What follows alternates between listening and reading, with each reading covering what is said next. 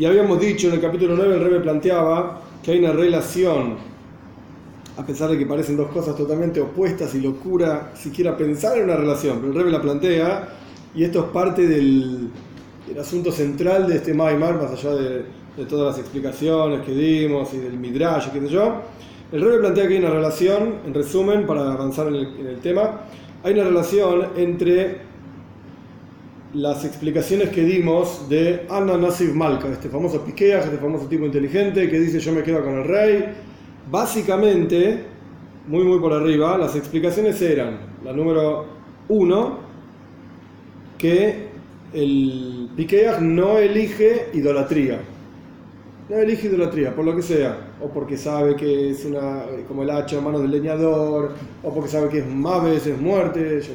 Bien, eso por un lado. Y por el otro lado, lo último que dijimos, a medida que fue avanzando el Maimar, el discurso fue que en realidad el Pikeach lo único que quiere es Dios, la esencia misma de Dios. No quiere ni siquiera Gan Eden, ni siquiera tu Gan Eden, el de Dios, ¿no? Tu Gan Eden, nada. Quiero, díjale en las palabras del Alter Rebbe, a vos mismo, a Dios. Entonces el Rebbe plantea acá, que hay una relación entre estos dos Peirushim, entre estas dos explicaciones, que lo que yo mencionaba antes, al comienzo de la clase, que es algo loco si quiera pensar, estamos hablando de que hay una relación entre, número 1, elegir a Dios, número 2, elegir idolatría. Son cosas totalmente opuestas. Y el Rebbe plantea, mira, como son dos explicaciones del mismo asunto, de la misma frase, por así decir, Ana no soy malca, yo me quedo con el rey, puede querer decir con la esencia de Dios o no me quedo con idolatría. ¿Cómo comparás la esencia de Hashem con idolatría? ¿De qué estás hablando? Entonces el Rebbe, tras plantear que hay una relación, el Rebbe básicamente lo que dijo fue que el Gan Eden, todos los niveles del Gan Eden, como está escrito en el Talmud, que los tzadikim, los justos están Yoshvim Nenim y Vashkin, están sentados disfrutando del rayo de la presencia de Dios. No es Dios mismo, es un rayo, y encima de la presencia de Dios, tampoco la presencia misma, es un rayo de la presencia de Dios. Son todo lo que llaman Hasid Giluim, revelaciones divinas, que al fin y al cabo lo único que están ahí es para el beneficio de la persona. Y en la última clase hablamos todo de la comparación de Musar, que Hasidis, que para qué estamos acá, si para disfrutar del mundo y qué sé yo. Bueno, esto fue la clase anterior. Entonces, cuando la persona elige el Gan Eden, a pesar de que es Kedush, es santidad, está eligiendo algo que es totalmente secundario, que no es lo principal, que es Dios. Está eligiendo algo secundario. Entonces existe el concepto de elegir algo que no es lo principal, sino lo secundario. Y no solamente en clipa, en impureza, cuando uno dice, me quedo con la idolatría, Dios le guarda, en lugar de con Dios. No, incluso en Kedusha, en santidad, también podés cometer el mismo error. De quedarte obnubilado, por así decir, como hablábamos en la clase pasada también, con los cuartos anteriores, a donde está el rey, que son muy lindos y que sé cuánto, y te olvidaste del rey. Seguí avanzando, más adelante está el rey. Bien, entonces, volvamos ahora metiéndose un poquitito en el texto. Hay unas partes que voy a repetir de la clase pasada para entrar en el texto. De aquí se entiende de cuando la persona elige las revelaciones divinas del paraíso de Gan Eden, que son insignificantes frente a la esencia misma de Hashem, y por su propio beneficio. ¿Por qué? Porque es lindo. ¿Por qué no vas a elegir el Gan Eden? Es hermoso. Y encima es Dain Gan Eden, es el Gan Eden de Dios. ¿Y para qué lo elige? En las palabras del Rebbe, lo que yo dije recién, para continuar siendo una entidad en sí mismo y tener beneficio del rayo de la presencia de Dios. ¿Para qué querés Gan Eden? ¿Para pasarla re bien? Con Dios, para pasarla bien. Efshar, puede ocurrir, que la persona llegue al derribo y a través de muchos niveles, no es que es un paso inmediato al otro, sino que hay muchos niveles, de a poquitito uno va confundiéndose. Puede ocurrir,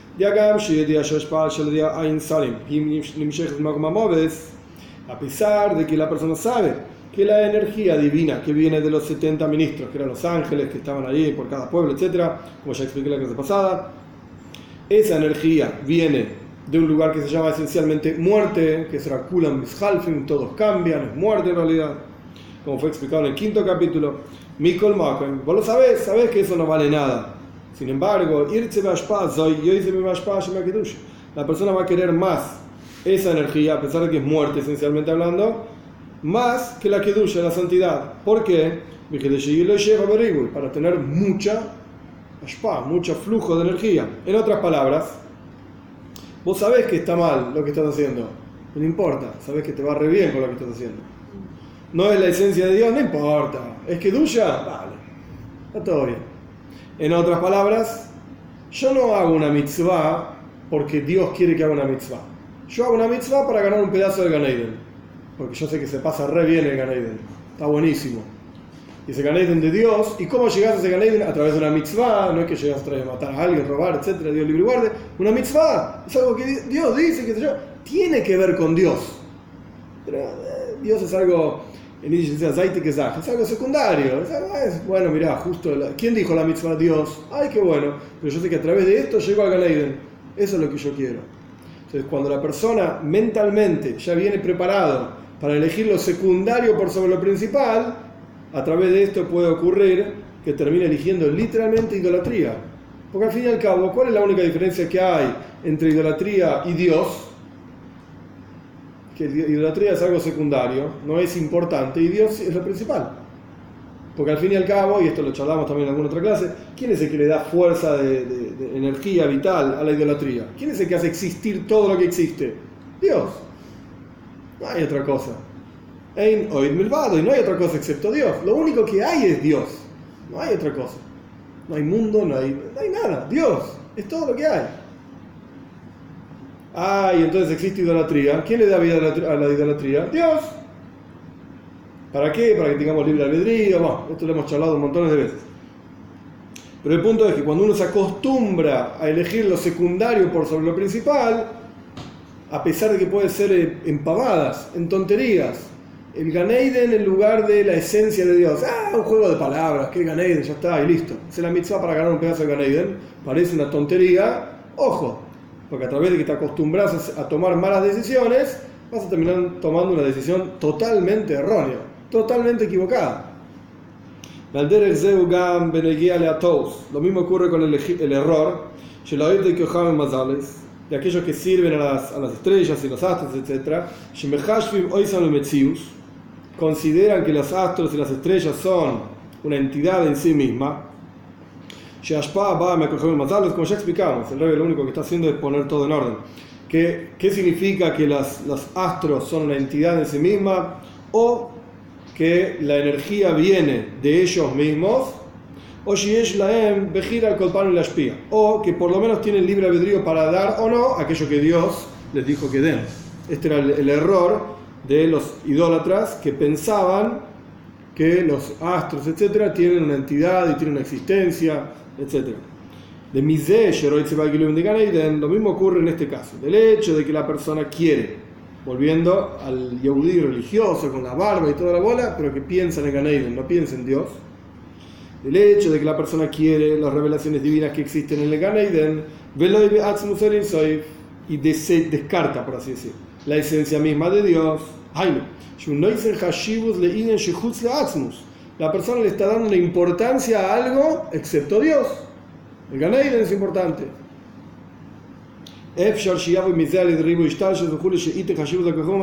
Puede ocurrir que la persona llegue a través de esto, a través de vuelta, muchos pasos intermedios, que le preste atención, le dé importancia a los astros y las estrellas y la idolatría.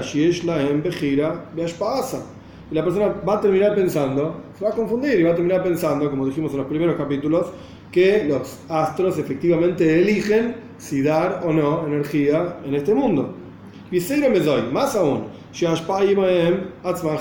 a terminar pensando más aún, peor, que ellos mismos son los que dan, los astros son los que dan energía en el mundo, y no Dios. Dicho de otra manera, es el mismo concepto, nada más que aplicado en otro caso. A través de que la persona elige lo secundario por lo principal, va a terminar pensando que lo secundario es lo principal. Tarde o temprano va a pasar.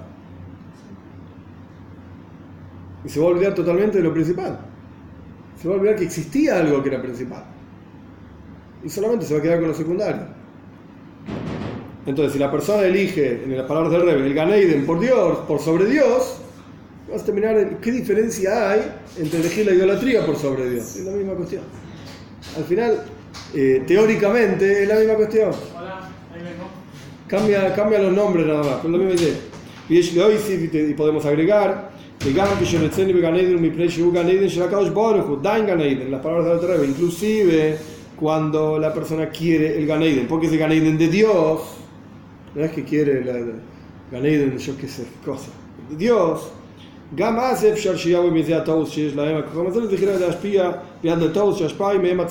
Inclusive en ese caso, porque ahí ya mencionás a Dios, pusiste a Dios en la ecuación, entonces ¿cómo te vas a olvidar de Dios? Si está ahí en el medio de la ecuación.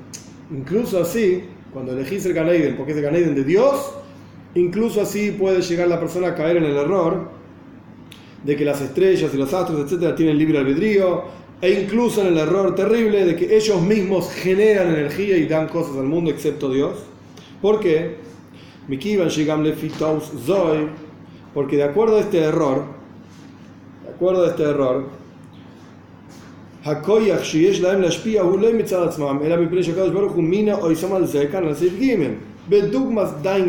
esto es algo más sutil.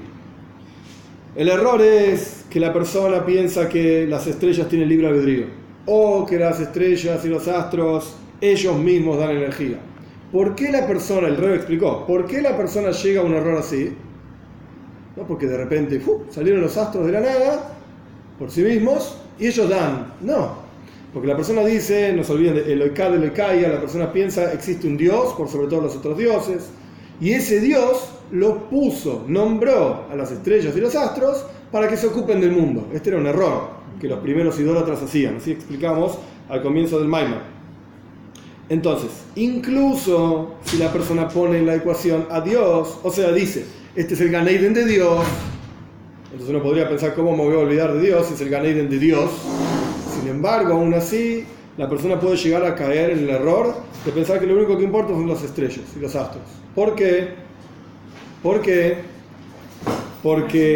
originalmente el error de los idólatras era decir, sí, es verdad, Dios existe, pero nombró a las estrellas y los astros, etc. Ellos también ponían a Dios en la ecuación. No es que se olvidaron de Dios. Ellos también ponían a Dios en la ecuación. Entonces, por eso así el Rebbe explica que incluso si vos querés el Gan Eden porque es el Gan Eden de Dios, tarde o temprano te vas a olvidar de Dios. Así como ellos también dijeron, Dios está por sobre todos los demás. Pero como nombró a las estrellas, me quedo con las estrellas y chao. Se terminaron olvidando de Dios. Y para que no exista ninguna posibilidad, etcétera, de que uno se quede con los ministros, etcétera, la única forma que hay, dice el Rebbe, a través de que la persona despierte en sí mismo, entre paréntesis pone el Rebbe, por lo menos una minúscula expresión de que cada uno tiene la posibilidad de despertar incluso una minúscula cuestión en el interior de cada uno, de lo que el Alter Rebbe decía, no querer ni siquiera el Gan Eden de Dios, sino que solamente vos. ¿Cuál es? Entonces, en resumen, para no mezclarlo con las palabras en hebreo, etcétera, y marear a nadie, el Rebbe en este capítulo 9 lo que establece es la única forma de asegurarse, garantizar que no hay posible error y que uno no va a caer en ningún tipo de error de idolatría después de muchos niveles y muchos errores sucesivos, pero incluso sutilmente equivocarse entre el Gan Eden de Dios y Dios, la única forma es que te enfoques solamente en Dijalei, la esencia de Hashem. Lo único que quiero es la esencia de Hashem. Entonces el Rebbe lo puso acá y ahora lo va a explicar, en un tiempo lo va a explicar. Y esto es lo que decía el Alter Rebbe. El Alter Rebbe, él conocía, él sabía, etc. Él decía, yo no quiero a Dios nada más, ¿qué querés de mí? Yo soy un pobre perejil, que yo lo quiero, a mí me gusta el Gan Eden y me gustan otras cosas que no son el Gan Eden, etcétera, etcétera. Entonces, ¿qué querés de mí? Entonces el Rebbe dice, no te preocupes. Al Kol Panim, por lo menos, una expresión de esto está en todo Yehudi, sin excepción. Todo el mundo puede hacer esto. No todo el mundo puede ser el Alter Rebbe. Obvio que no. Está claro. Lo que está diciendo lo que dice el Rebbe es, Todos tenemos esto en nuestro interior. A través de que despiertes eso que tenés en tu interior, eso es lo único que te va a garantizar el vínculo con Dios y no errores. No. Sí. Cuando una persona, por ejemplo, se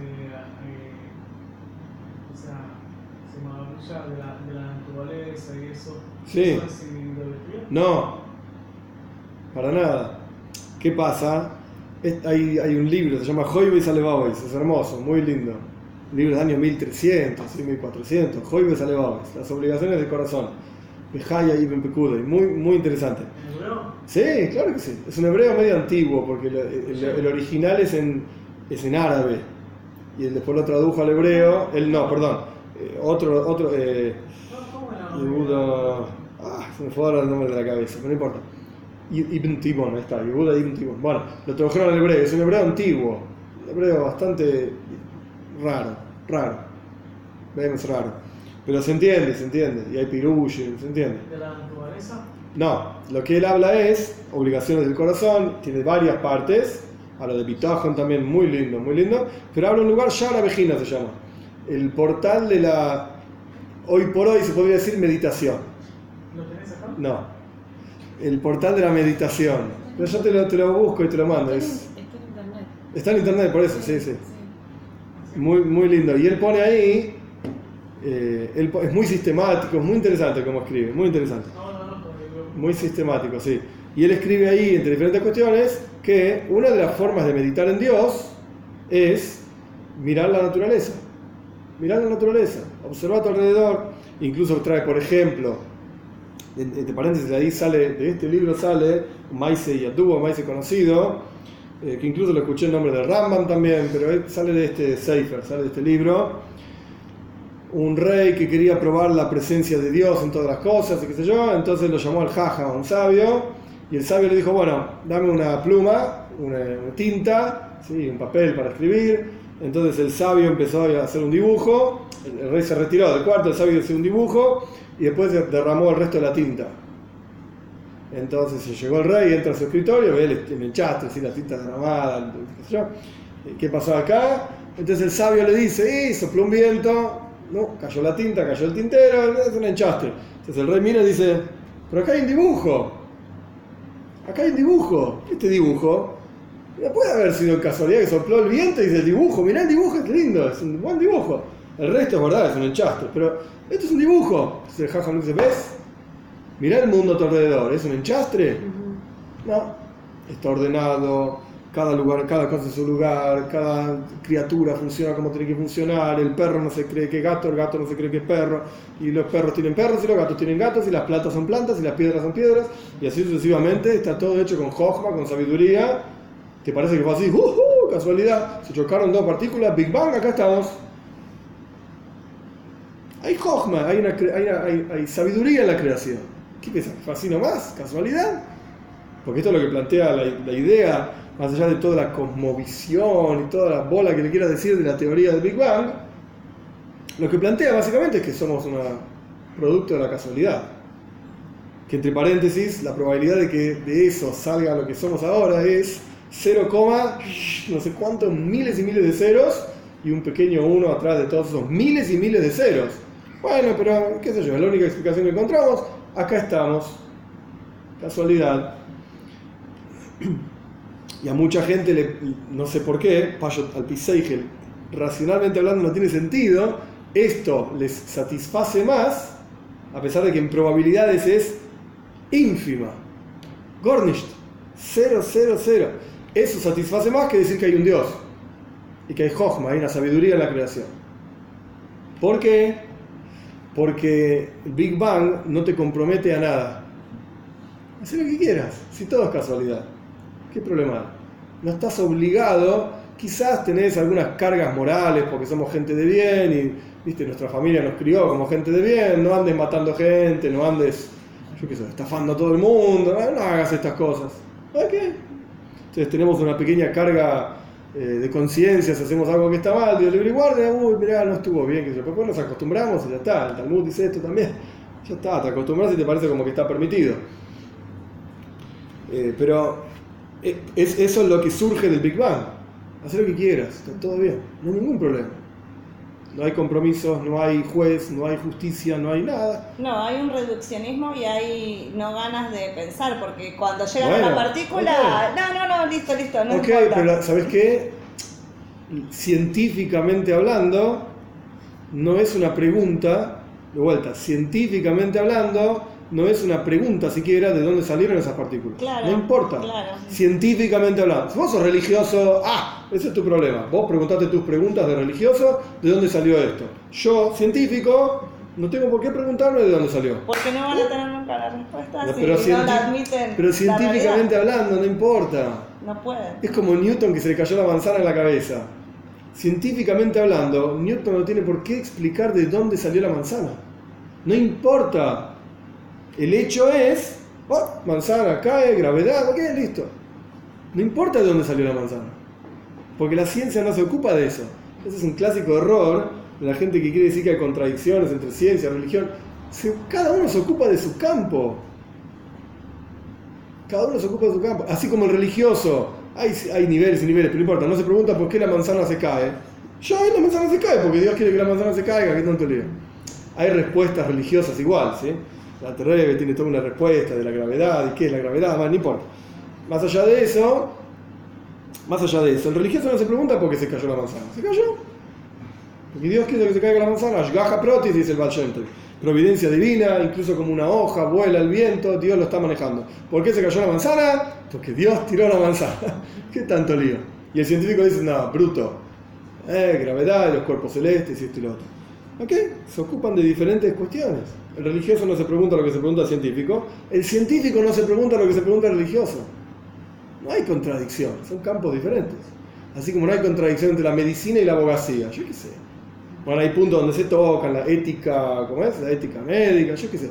Hay puntos donde si el médico metió mal la herramienta y mató al paciente, viene el abogado, juicio, ok, hay puntos donde se tocan, es verdad. Y pasa lo mismo entre la religión y la ciencia. Pero en general, me duele la panza, doctor. Le llamo a un abogado. ¿Cómo un abogado? Llamo al médico porque me duele la panza, no al abogado. ¿Qué va a hacer el abogado conmigo? Me duele la panza. Necesito una pastilla, algo, decime qué me pasa. No tiene nada que ver.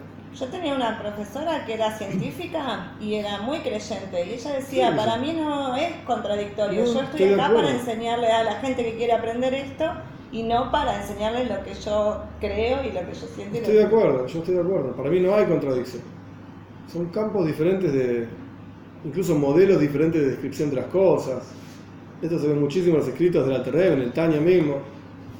No, yo describo esto así porque me sirve. O la Torah, el Big Bang que No existe. no existe. Que no había un Big Bang. En arameo hay una expresión en el Talmud, Mandhar Shmei, Mizaharet Shmo. ¿Quién está hablando de eso?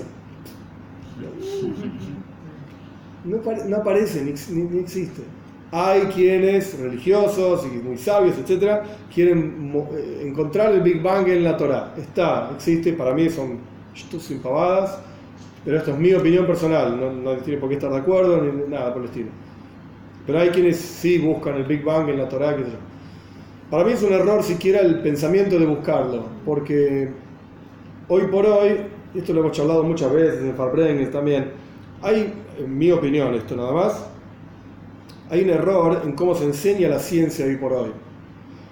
La ciencia está llena de teorías, que está bien, el mundo entero funciona con teorías. Está perfecto eso, no hay ningún problema con eso.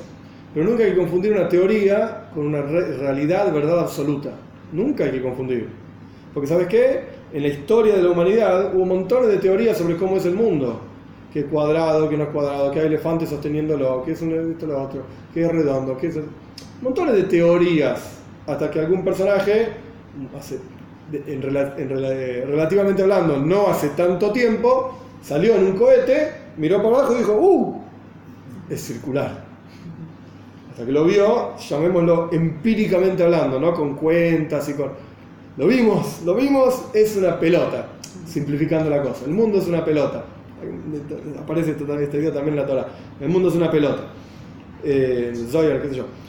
Entonces, hay que tener cuidado de, hoy por hoy, la teoría más famosa, digamos, más más taquillera, yo qué sé, de la creación del mundo es el Big Bang.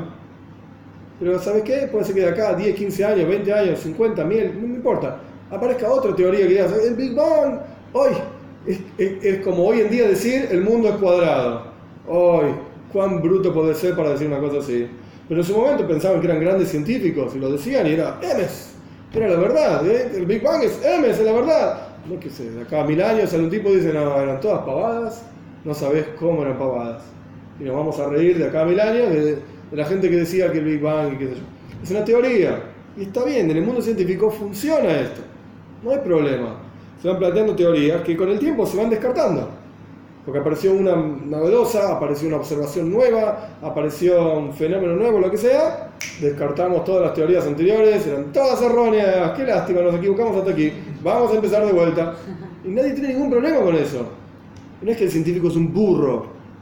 Con los datos que tenía, esto es lo que planteó. ¡Qué bueno! Funciona. Hoy tenemos más datos. Lo siento mucho, tu teoría no funciona más. ¿Y eso en la Torá también pasa? No. ¿Se descubren cosas nuevas? No. Todos cambian de la Porque la Torá, claro, muy bien. Porque la Torá es una verdad absoluta. No es una teoría. ¿Qué significa que la Torá es una verdad absoluta? La Torá fue dada por Dios a Moisés en el monte Sinai, donde él reveló, esto es Emes, esto es la verdad. Y en la práctica había 600.000 hombres mirándolo, entre 20 y 60 años, como 3 millones de personas o más, y se lo transmitieron generación tras generación. O sea, el testimonio de todo un pueblo, que esto no existió en ninguna otra, no hay ninguna otra religión que pueda decir que todo un pueblo presenció un mismo evento y lo transmitió generación tras generación. Ninguna otra religión puede decir esto. A lo sumo pueden decir, yo vi a un profeta, o el tipo que dijo que era un profeta. O dicen que hizo tal milagro, tal otro milagro, que caminó por las aguas, esto y lo otro. Dicen que yo vio que no. Está bien, dicen lo que quieren. ¿Todo un pueblo lo vio? No. En el caso del judaísmo estamos basados en esto. En Matan Torah, la entrega de la Torá, donde todo el pueblo vio lo mismo. Y esto es una realidad absoluta, no teoría. Entonces, ¿se encuentran cosas nuevas en la Torá? Sí, en realidad sí. Se encuentran explicaciones novedosas. El Rebbe te está dando una explicación totalmente novedosa de un Midrash que estaba ahí, haciendo una cuenta así muy rápida, como casi 2000 años antes que el Rebbe, 1800 años antes que el Rebbe. Y durante 1800 años estudiamos esto de una manera. ¡Qué lindo! Viene el Rebbe y dice, ¿sabes qué? Te voy a cambiar 1800 años de historia. Y te lo voy a explicar de otra manera. Que no rechaza lo que lo que vinimos diciendo hace 1800 años, no rechaza una cosa a la otra, te estoy mostrando una profundidad superior, más grande, lo que sea, en el mismo asunto. Entonces sí son cosas nuevas en la Torá, pero no es que cambie, este Midrash lo borramos, no sirve, es mentira. No, podemos encontrar mayor profundidad en las mismas cosas que ya están ahí. ¿Sí? Y la razón de esto es, la Torá es infinita, porque Hashem es infinito y la Torá es la sabiduría de Hashem, entonces es infinita, literalmente. Hay un tilim que se usa, Rehava Mine Yam, es más amplia que el mar. Es infinito, la Torá es infinita. Yeah. Pero no en forma de teorías. Sí existe, así tipo pensando en voz alta, sí existe comentaristas que estudian un asunto de una manera determinada y otros comentaristas rechazan esa explicación. Y dicen, vos no entendiste, está mal, por tal y tal y tal y tal razón, lo que vos dijiste está mal. Sí, es relativo, Hillel y Shammai, no se puede decir que el otro estaba equivocado, no, es diferente. Tanto estas como aquellas son las palabras del Dios viviente, es diferente. Yo estoy planteando otra idea, en donde hay casos, por ejemplo, que se ven más que nada en la época año 1000, año 1100, año 900, en donde era todo manuscrito y a veces todavía errores. Y disculpa, vos sos un gran sabio, realmente un gran sabio, pero el texto que tenés está mal. Y a vos, el único texto que te llegó, porque no había muchos libros, era ese. Y vos planteaste todo tu funcionamiento en base a ese texto, o de una halajá determinada, una ley determinada. Y para vos estaba bien, mirá, tenés la prueba, está escrito acá. ¿Qué pasa? El texto que tenías estaba mal, lo siento mucho. Y había otros textos dando vueltas, en manos de otros sabios, que era el texto correcto. Entonces cuando vos escribiste tu gran libro genial, fenómeno, que sé yo cuánto, en esta halajá estás equivocado. Porque el texto que te basaste, no es que toda tu vida está equivocado, me refiero. ¿Cómo se dice? Esta definición alágica, esta legislación que dijiste, está equivocada, no la aceptamos. Sos un genio, es verdad, pero esto que dijiste no lo vamos a aceptar nunca, porque el texto en el que vos te basaste era un texto equivocado. ¿Y vos qué va a hacer? Hashem Yehaper, Dios va a expiar por tus errores, yo qué sé, vos te basaste en lo que mejor que vos tenías a tu alcance, tú estabas equivocado. El texto verdadero es otro.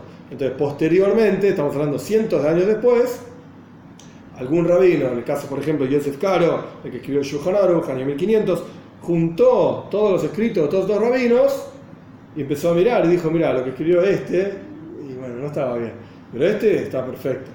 Pero en este caso se equivocó. Y bueno, sí. Lo mismo pasa en Kabbalah, hay un antes y después del Ramak, de Moishe Cordovero. El Ramak vivió en Tzfaz, año 1550 también, falleció, está enterrado ahí en Tzfaz.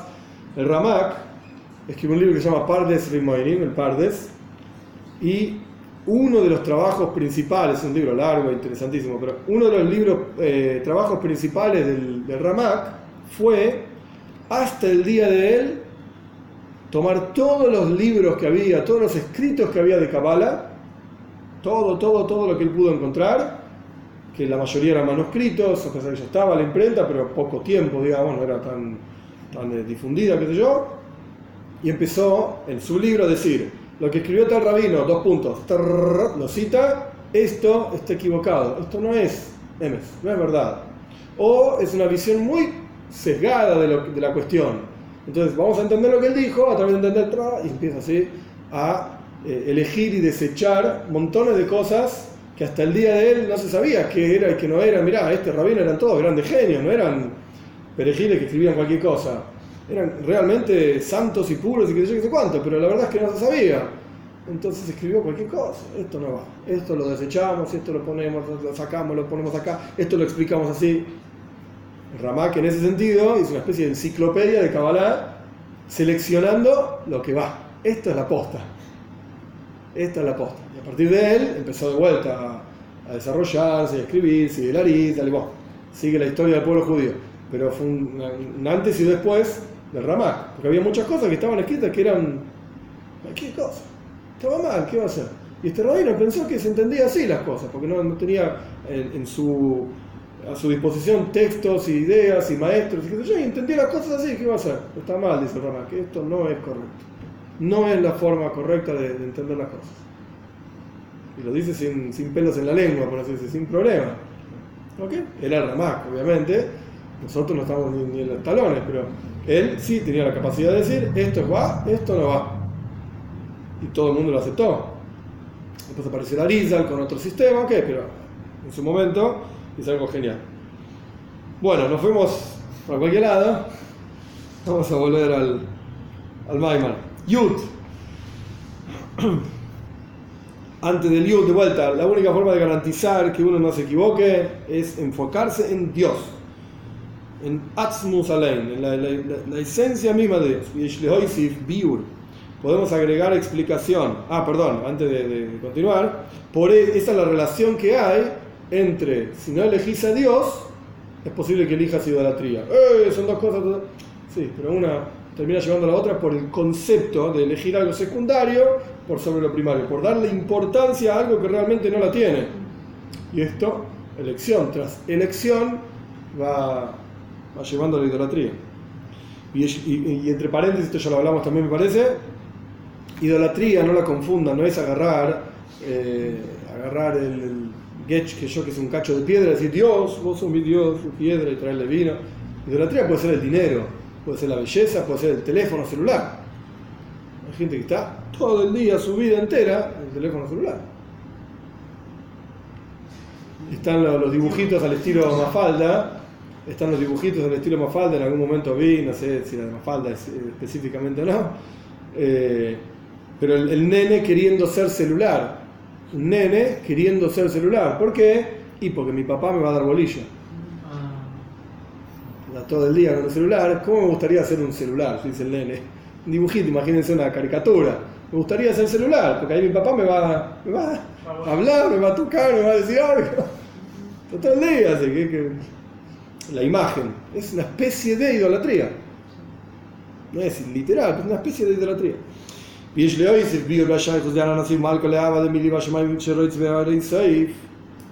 Podemos agregar más explicación todavía en la relación que hay entre este midrash que dice yo me quedo con el rey, la relación que tiene eso con el amor que planteó el Alter Rebbe del versículo ¿quién es para mí en los cielos? O sea, que desea solamente la esencia de Dios. ¿Qué relación hay entre quedarse con el rey en el midrash y desear solamente Dios?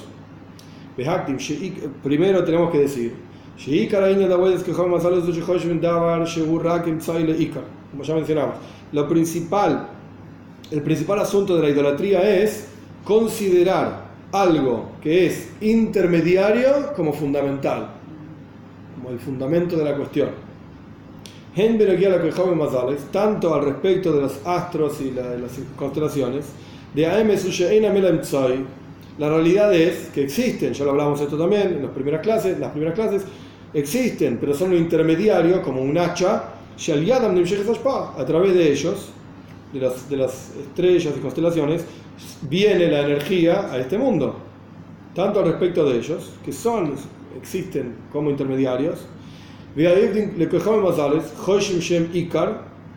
pero los que sirven a estos astros piensan que son lo fundamental, no el intermediario, se confunden ahí. Y también al respecto de la energía concreta, material, que viene de las estrellas de los astros. ¿Para qué Dios te da energía material, llámese dinero, salud, alegría, etcétera, etcétera, el mundo material en el que vivimos, para que lo utilicemos en el servicio a Dios? Para eso te lo dan. Pero aquellos que sirven a los astros, toman o consideran lo material como lo principal. ¿Para qué Dios te da dinero? ¿Para que tengas mucha plata? No, para que con ese dinero sirvas a Dios. Compres tefilin, compres tzitzis, tzedaka y así sucesivamente. Pero los que sirven a las estrellas, no, lo principal es el dinero, por tener dinero, yo quiero dinero. Por eso prefieren la energía de la impureza, del otro lado, por así decir, para tener mucha energía, mucho flujo material. Quiero mucho, para mí, yo, como fue explicado en el 4º capítulo. Ahora bien, o sea, el error de considerar lo intermediario como principal pasa tanto en el asunto que está siendo servido, en las estrellas que están siendo servidas, son realmente intermediarios, los confunden con lo principal, como en la persona que sirve. La persona que sirve termina confundiendo lo que recibe, como que lo que recibe es eso mismo la razón por la cual lo recibe. O sea, lo material, por tener material. No, te confundiste. Te quedaste con algo que era secundario y dejaste de lado lo principal, que era el servicio a Dios. Recibís toda la abundancia que tenés para servir a Dios con eso, no para tener abundancia. Ahora bien, las revelaciones divinas, incluso las revelaciones divinas más elevadas, el objetivo por el cual existen esas revelaciones divinas no es por la revelación divina propiamente dicha.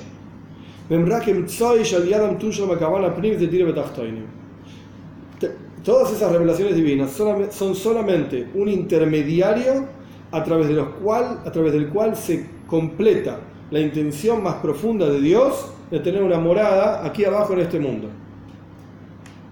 Acá en este Maimar no es el tema, digamos, del Maimar, pero en Hasidus se explica esto ampliamente.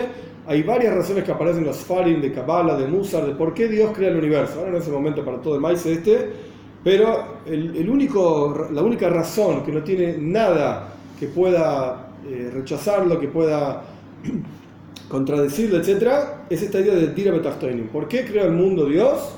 Así cuenta el Midrash, Midrash Tanhuma, porque Dios quería tener una morada aquí abajo en este mundo. Bien, entonces, para llegar a tener una morada para Dios aquí abajo en este mundo, Dios creó el mundo de manera tal, ahora lo vamos a ver, Dios creó el mundo de manera tal que hay revelaciones divinas muy elevadas, los mundos espirituales, Adam, Kadmon, Atzilus, Bri, Etzira, todos los mundos que dan de vuelta por ahí, muy elevados y Loren Soy, la luz infinita de Dios, todo muy lindo. El objetivo de todo eso no es en ellos mismos, en el mundo de Atzilus, en el mundo de Bria. El objetivo no está ahí, el objetivo está acá abajo. Este mundo es el objetivo divino. Velajen, por lo tanto, que Sheroitze Beagiluim, cuando la persona quiere revelaciones divinas, no es que quiere la esencia misma de Dios, quiere revelaciones divinas. Quiero ver el Gan Eden, quiero ver cómo es el mundo de Atzilus, quiero ver esto y quiero lo otro. Es decir, que considera que esas revelaciones divinas son lo principal.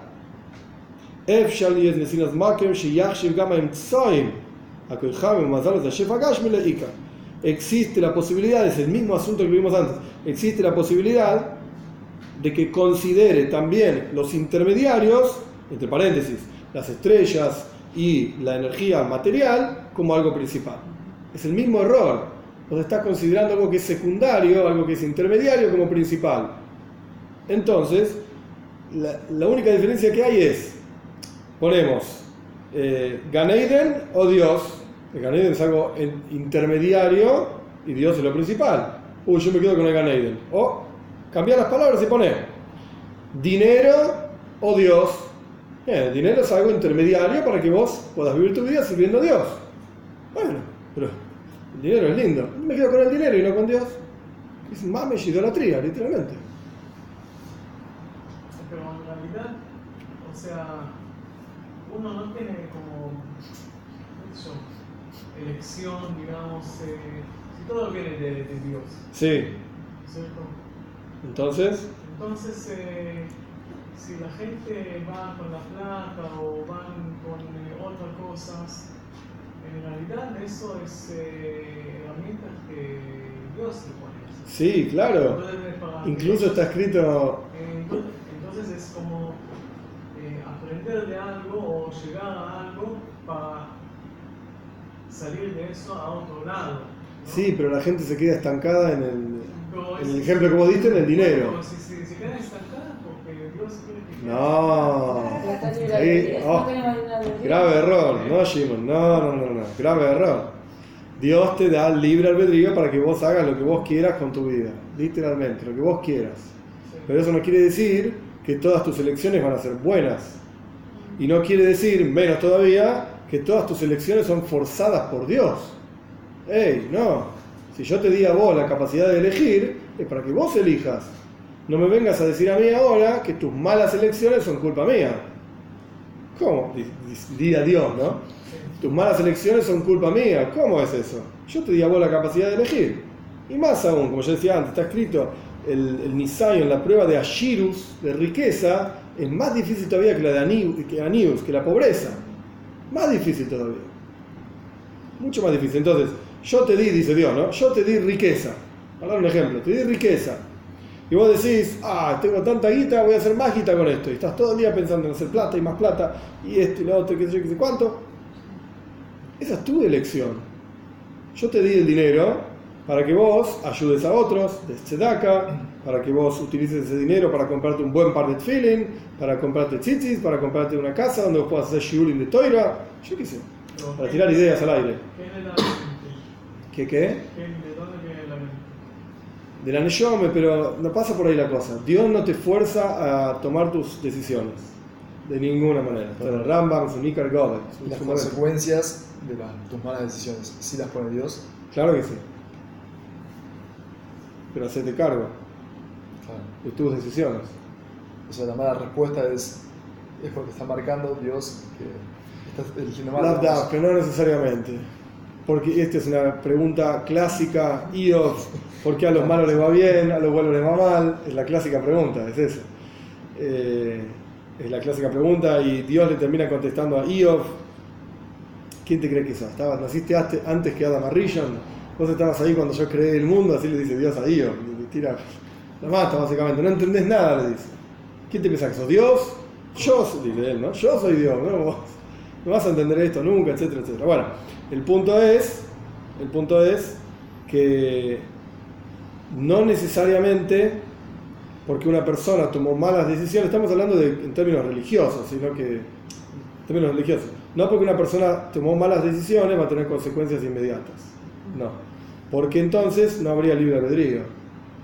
Es como el ejemplo de, no sé, vos estafaste a una persona y te cae un rayo en la cabeza. ¿Quién es el próximo que estafa? Yo no voy a estafar. Mirá cómo se quemó este que está acá al lado mío. Yo no estafo a nadie. O te pusiste tefilín en la mañana y te aparece un billete de $100 en el bolsillo. Y el otro día también. Y el otro día también. ¿Vas a dejar de ponerte tefilín? ¿No querés un billete de $100? ¿Qué te pasa? Yo quiero. ¿Vas a dejar de ponerte tefilín? Ni loco. Todos los días. No se me pasa ni un día. Y si querés me pongo en Shabbat también. Pero Shabbat no se pone. No importa, yo pongo en Shabbat también. Con tal de que aparezca el billete, yo pongo también. Eso te quita el libre albedrío. No elegís entonces. No elegís. Bien. No. El punto es, de vuelta, considerar algo intermediario como algo principal puede llevar a literalmente caer en idolatría. Y al Pizé y Shloimar, de acuerdo a esto podemos decir, desde Shumos Aila Meino y Dilejama, Meino de Levara, perdón, era la Kadosh Baruj Hu, lo que dice el Midrash, que los pueblos de la tierra tenés quienes sirven al sol, quienes sirven a la luna, pero el pueblo judío no sirve sino a Dios. ¿Por qué? El Rebbe se mete en lo más profundo de la esencia misma de la gente, digamos, de lo que somos. Porque la raíz espiritual de los pueblos de la tierra es Hitzoin y Zaratzon. Esto suena difícil, pero es así. Hitzoin y Zaratzon es lo más, ahora vamos a leerlo y después lo explico, lo más exterior de la voluntad divina. El Rebbe pone entre paréntesis, que quiere algo por otro asunto. Ahora explico, sin paciencia.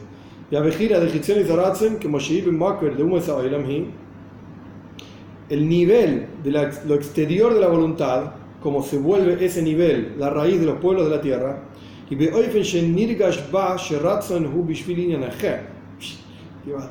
es que no se siente que la voluntad es por otra cosa,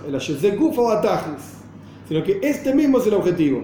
Una frase más y paramos. De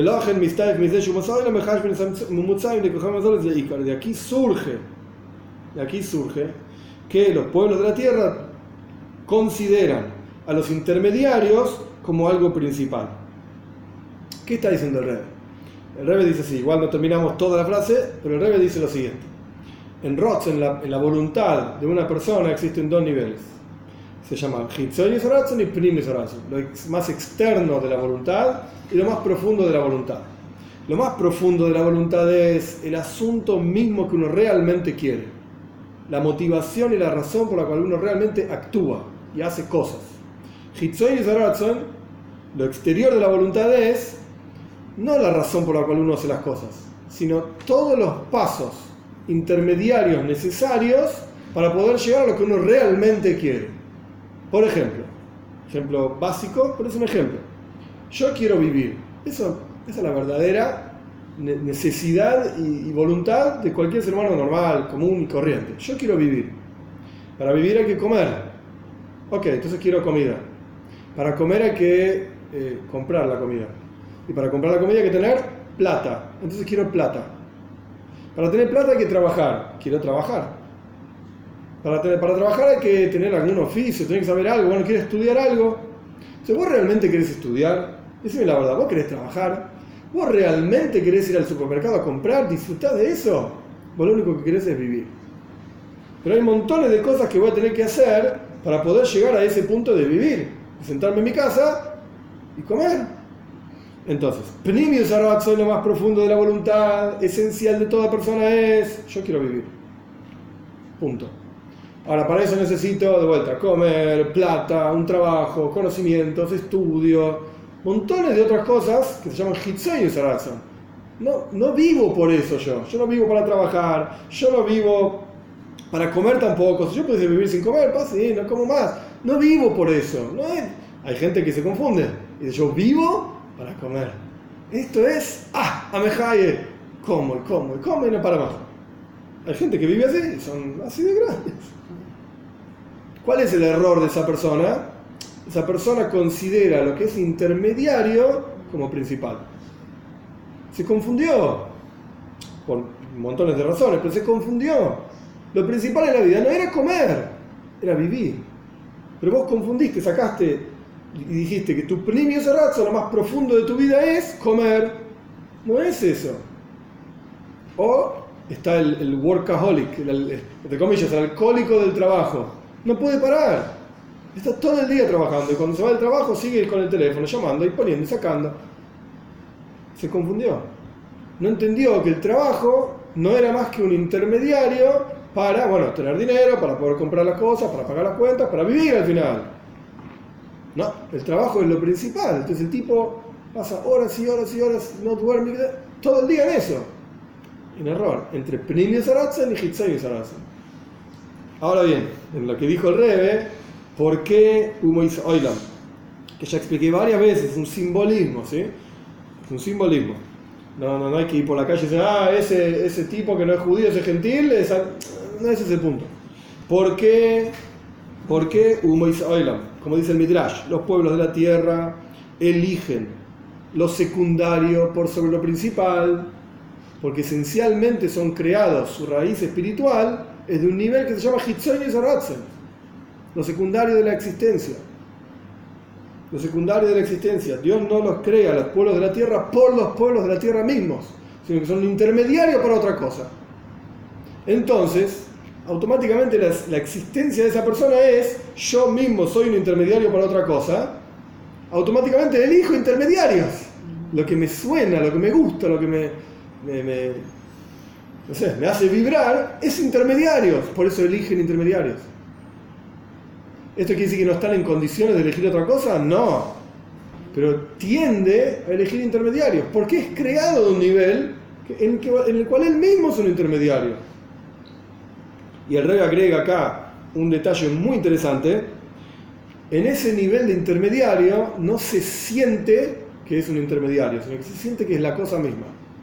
Volviendo al ejemplo del obeso, que come sin cosas así, no puede parar de comer, él no se da cuenta que la comida no es más que un intermediario, no es la vida.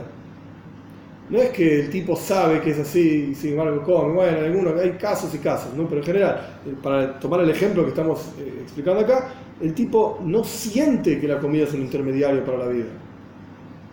No, la comida es la vida, es el objetivo por el cual uno vive. Entonces come. Si realmente ese es el objetivo, cuanto más puedas comer, entre comillas, más vivo estás, más vida tenés. Comé y no para. No para. Esto es, ¿se entiende? Este es el Shoiresh, la raíz espiritual de Umois Oilam, de los pueblos de la tierra.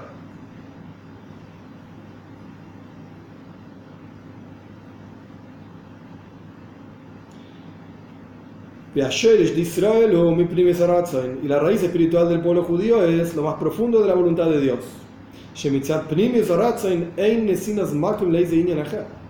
Desde la perspectiva de lo más profundo de la voluntad divina, no hay lugar para otra cosa. Por eso la persona que tiene claro, por ejemplo, en el ejemplo que estábamos dando, que la comida no es lo principal en la vida, no va a ser un obeso así de grande. No estoy diciendo que tiene que ser así de flaco. Va a comer algo, me gusta esto, me gusta lo otro, come y ya está. No estás todo el día comiendo. Pues la verdad que llega un momento que ya estás saqueado, ya comí, ya está. Basta. ¿Pero te gusta comer chocolate? Sí, es rico el chocolate, puedo comer chocolate. ¿Te gusta el chorizo? Sí, es rico el chorizo, puedo comer chorizo. ¿Te comes 200 chorizos? No. Pero no es que es rico, sí, pero ya está, no es la vida el chorizo. Es un chorizo, es rico, ya está. Porque siente que eso es intermediario, no es la vida misma. Entonces, cuando la persona tiene claro qué es lo principal y qué es lo secundario, no hay lugar a confusión. Velogen, el pueblo judío al surgir de este nivel, el pueblo judío tiene este reconocimiento, siente, Pashut lo ve, que los astros y las estrellas no son más que un hacha en manos del leñador. Lo mismo ocurre, llevando esto al tema del Maimar también, a lo que el Rebbe mencionó en el último capítulo. Toda la energía material en este mundo es solamente para el servicio a Dios. Lo entiende esto, un yehudí lo entiende, lo capta, porque está en el código fuente, está grabado en el fuego, en la neshama, en el alma. Por eso no sirven sino a Dios, que es el ejemplo del Midrash. Yo me quedo con el rey. Paréntesis, no está acá en el Maimar. Y encontramos, esto ya lo hablamos también, montones de Yehudim que no piensan así. No piensan así.